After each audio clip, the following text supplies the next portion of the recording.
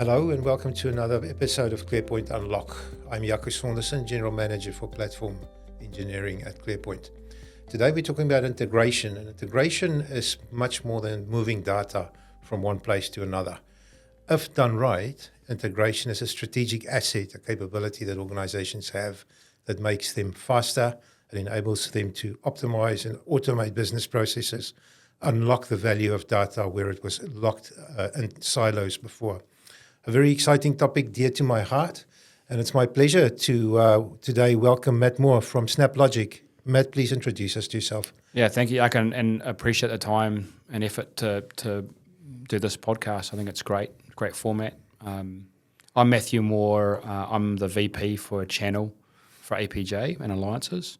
1 year at SnapLogic, and prior to that I was at AWS and Databricks before that. So I've been in data a long time. And we're kind of in a cool space now, back where data is kind of cool again. It wasn't for a little while, if you remember.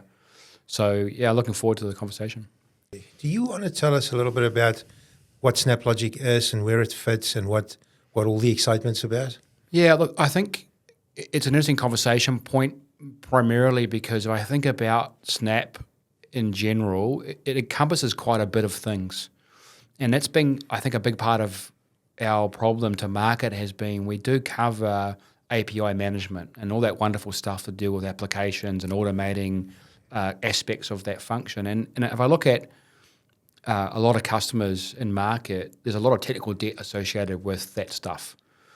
But it's heavily contested. There's a lot of APIM style companies in that market servicing customers.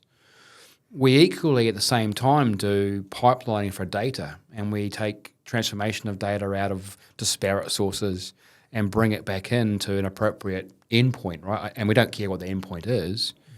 And then equally on top of that, we also do this idea of low code, no code, easy to use, drag and drop into a palette and build your own aspect to do those things.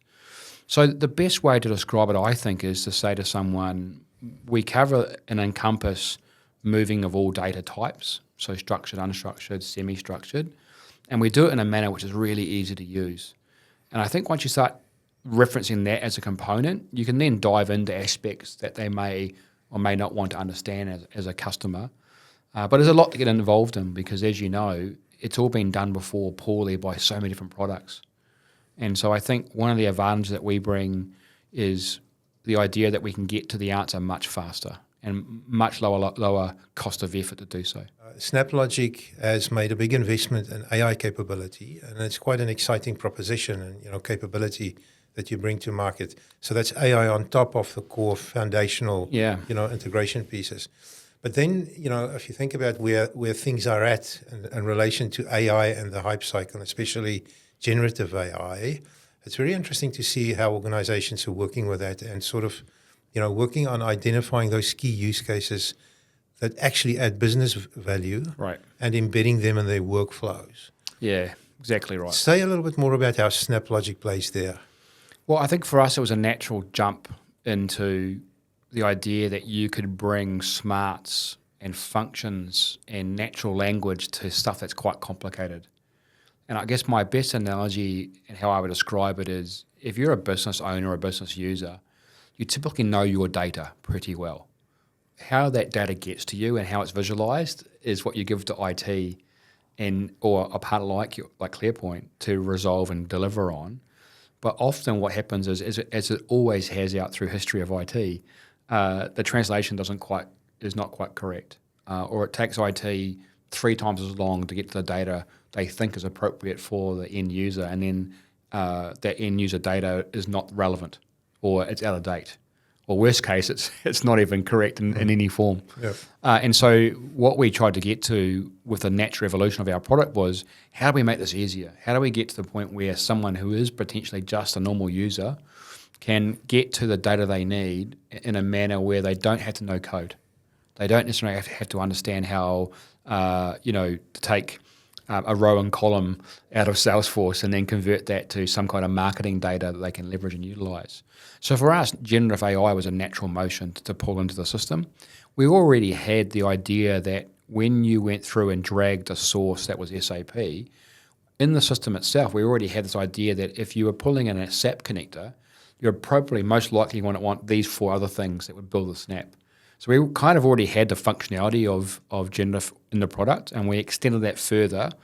And I think back to your hype question, I think what happened is everyone got used to the idea of ChatGPT, and they used it heavily in their own daily lives. For myself, I used it to remove a bunch of painful things I did at AWS, which was every day I'd get about 5 to 10 emails from partners saying, hey, I've got a new opportunity at X customer. Who's the account owner for that? And can you do an intro? And I'd spend 15, 20 minutes of my time per email looking up who the account owner was, doing a nice little intro email to suit it, and then sending on its way. And I calculated that was probably an hour to 2 hours every day times 5. That's a lot of hours wasted just doing intro emails. And so I automated it. Look up Salesforce, insert account owner, do a varied intro email about the partner and why they're useful to the account owner. And I shared that with my counterparts globally, and there's 500 of me at the time, an equivalent around the world. So times 10 hours, times 500, that's a significant savings. It's a lot of time. Yeah. So I think what's happened is we've all got this wonderful concept of how great LLMs are, large language models are. And ChatGPT is a great example of that. But there are 2 things that hurt. One was how you applied it and with data loss. And, there was a great example, I think, of a Samsung engineer that cut and pasted an engineering set of diagrams for a new chip. And he pasted it into OpenAI so that he could summarize it better. And all that data, of course, now becomes OpenAI's. And that's a major breach of IP, right? And then the other thing also, I think, is if you don't know, again, how to use that LLM concept and say, I can use an automated business process to make it faster, I think most people actually loved the idea of it and then couldn't find a use case. And I think that's where the hype's come back down again now, where we're in that trough of despair. And I think that's where we are. That's right. And then we're into the plateau of productivity where people start identifying those use cases. And, 2 things, crucially, 2 things. One, embedded in their workflow, but then secondly, have a feasible, viable Correct. means of actually doing that. Correct. As opposed to kicking off this big ambitious project, something, leaner, simpler and a way to create value. And I think that's what SnapLogic helps with, right? And that's exactly it. We can get to an answer in hours. And I think that's the cool part of large language models, and then by association, what we call RAG or retrieval augmentation large language models, because now you're adding extra value. I think summarization everyone kind of understands. How do I add more value to that? That's where it's interesting to me, because that's when we start saying, well, actually, large language models are just another thing I've got to connect to. And what's hilarious to me even more so is we talked earlier about, or you did, about silos of data. LLMs are going to become another silo of data via a vector database that you've copied from somewhere else, it's copied from somewhere else. And so we're going down the exact same path we always have again, which is another thing to connect. And ultimately, that's what we do well. We connect things. And I think that's the important thing to get across to anyone listening to the podcast is if you're stalled in some manner, we can get to the answer much, much faster. And that's, I think, where everyone wants to get to. Let's not waste weeks. Let's do it in hours or days. That's right. That's a good segue, Matt, because while AI and the AI capability built into SnapLogic is very exciting, it adds a lot of value. Fundamentally, at the end of the day, SnapLogic is an integration platform, an iPaaS. Correct. And so, we do a lot of work with clients in that space. And one of the things we often do is to kind of work with them on forming a picture of what good looks like, if target state architecture, if you want to think of it like that. Yeah, correct. And a big part of that is to identify those key, core platform capabilities that one needs to bring to bear, right? You mentioned API management before, but there's just good old-fashioned connectors, correct, and orchestration, and building APIs and connecting things and orchestrating processes as they sit across APIs and all that good stuff, the fundamentals of what an integration platform brings to the table. Do you want to say a little bit more about how SnapLogic approaches that and how you bring those basic capabilities to bear? Well, I think that, again, without sort of overstating the point. I think what's happened is we tend up to have multiple products doing multiple things as an answer when we talk about IT. And so what tends to happen, unfortunately, is you get to have 6, 7 products now touching what really should be 1 or 2 products. And there's typically a bunch of reasons for that. And I think the main thing that we try to get across to our customers is once you have a platform that's agnostic to everything else and you build knowing how to build that function, it's really easy to use because, again, it's low code, no code, click and drag behaviors. And there's about 800 plus pre-built connectors, whether it's API or data or whatever, it's pre-done. And I think that's really important to understand because it means that I can get to the answer faster. I can prove myself wrong or right, hopefully right, but occasionally wrong, and you can tweak and manage it from then onwards. And I think there's an aspect I think people forget, which is 5 years ago, most of my large customers would have an application team and a data team, and they wouldn't talk to each other. And it's hilarious to me because apps don't exist without data, and data doesn't exist without apps.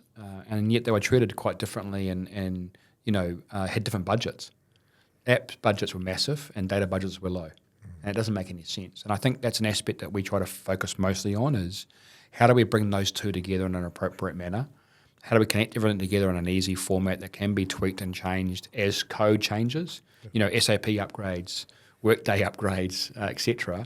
You don't want to have to go and recode and rechange everything again. You want to tweak one small thing to get to the answer. And that's the basis for what we try to do. And that's such an important thing. It's something I always talk about is that, if you do integration right, one of the ways to think about it is you're creating reusable Lego blocks. Yeah, exactly right. And you can reuse those and you can change what sits behind them without any of the other parts of the system even noticing. So exactly that layer of separation between. But few organizations do that very well. But very few at all. Yeah. Yeah. And I think a good example of that is, with a customer, for example, recently changed back-end banks. So they went from a bank they've been working with and coding for 10 years, and then they got changed to another bank. Yeah. And it's caused massive turmoil for them. They've got to rearrange all their back-end code in 9 months. Yeah. And I would argue without stuff like SnapLogic, it'd be impossible. Yeah. Yeah. You got to throw hundreds of people at coding, and we know how that works. It doesn't work out well. That's right. It makes it hard. And I guess that's one of the important things that SnapLogic brings to the table. It's not just so the AI capability is great. The fact that it's low code, no code is really good. Yeah. There's certainly a pretty large niche in the market for organizations who want to be able to leverage that sort of capability. Yeah. But then knowing that you can do that and you can be fast without compromising on the quality of what you're doing and the quality of that underlying platform. It's a full-blown, iPaaS. Yeah, and I think potentially the low-code node thing's been overused in market, and I think you and I had a fun engagement idea around this, which was we met someone who was very technical, been in the business a long time, and hates the idea of low-code, no-code. Yes. And to the point where he mentioned that to us right before our workshop started with him. And at the end of it, he was going, yeah, okay, you guys are actually proper low-code, no-code. Yeah, and I think it's a testament to, what we deliver on, which is we are easy to use. Yeah. It's not perfect. There's always things that need to be tweaked and fixed, etc. But for the most part, we're pretty decent in that attempt to deliver on easy to use. Yeah, and in a measurable way. Correct. And for me, that's actually quite important, right? It's easy to claim to be faster or more efficient or, to simplify the IT landscape. But it's a different thing if you can actually measure and prove it. And for me, the proof of the pudding isn't eating it. It is looking at the data, looking at the facts. Yeah. And I think to a certain degree, one of the nice aspects is we can lead with generative AI and get everyone, still super excited about the outcome of that, deliver on that as a thing to the business, and do that quite rapidly. And then that allows us then to go and say, okay, we've given you past proven value. We did it without any risk to the business, and the business now likes that aspect. How can we now help you with the harder stuff? And I guess that's the angle I would approach most of the market. It's interesting. We recently coined a methodology that we've been building for a long time, and it's our pathway to success methodology. And I actually alluded to it earlier, in this podcast. But the way it works basically is is we work with a client to construct a view of what good looks like, the target state or the architecture vision, or what is it that we're aiming at. So that's step one, and that's not a huge process. That's a relatively lightweight process because we apply frameworks and best practice and patterns. But then of course comes the hard part, and that's to actually implement it. And so our methodology, what it does is, instead of trying to build this big ambitious thing, we take a thin slice of business value, a use case or a process or a value stream, or something that proves the point. It's something that we build throughout that whole stack, the whole system, and so it exercises the whole system and the whole architecture. It validates the architecture, but crucially, it delivers value really fast. And that's the right way to do it. Yeah. We used to do that whole, we'd try to build a mansion, and we'd do all the groundwork and create all the rooms and all the fittings. And 2 years later, we realised that we didn't hit on the things that we said we were going to hit on. Classic IT gap between what the end user wanted and what IT delivered. Yeah. So I love the idea of a slicing. I think that's the appropriate way to do things now. Yeah. And I think we can leverage that answer and demonstrate to customers how easy we can get to it. And it's almost like the very old saying, Pepsi Challenge, right? Which was when, if you remember, Pepsi brought out a very similar tasting drink to Coke, and their argument was, taste it and see if you like it better. Yeah. And I think we're bringing that particular example back, I think, which is prove us wrong. That's a really good point you make. So we do that a lot, is, prove the point in a very agile, very nimble way, without, spending a lot of time and a lot of money to prove that value. And organizations find that very useful because it accelerates their process of transformation. Yeah. And I think you start with one function and one outcome, and then you build on it. That's right. And you get to a really good place, which is ultimately less operational people, which is less cost. There's way less risk because now you're complying and running appropriate stuff as you make changes. It goes through into GitHub, and it gets, version controlled, and it has all these wonderful outcomes. That means that, where a team of 20 might manage a large set of infrastructure where you're connecting everything to everything, you get away with a team of 5, and they're not fighting fires. They're actually being proactive about what's the other thing we can do now with the data.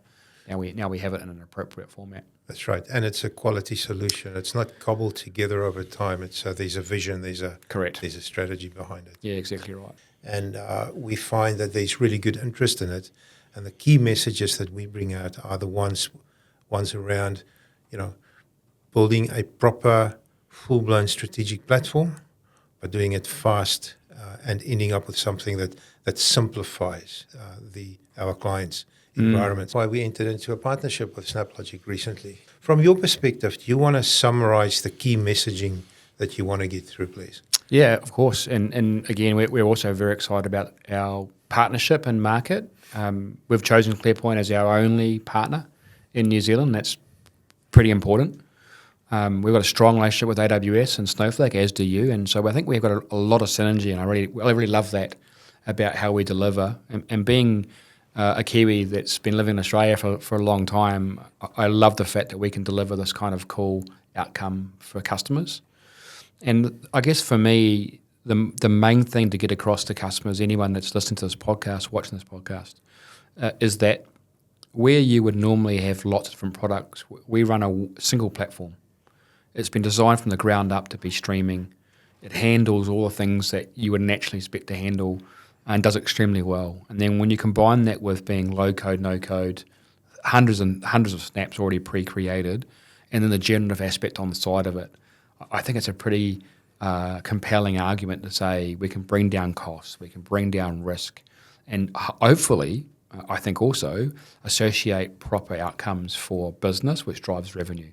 And I guess that's the argument ultimately. We're here to help the customer get to less cost, less risk, more revenue. And I think we do that well with our partnership. I want to close on that. Thank you, Matt. ClearPoint are very excited to go to market with you with the new partnership and talking to more and more clients about the value proposition, not just of integration in general, but with SnapLogic in particular. Thank you very much. Pleasure. And thank you for joining us, and we'll talk to you again soon in another podcast. Thanks.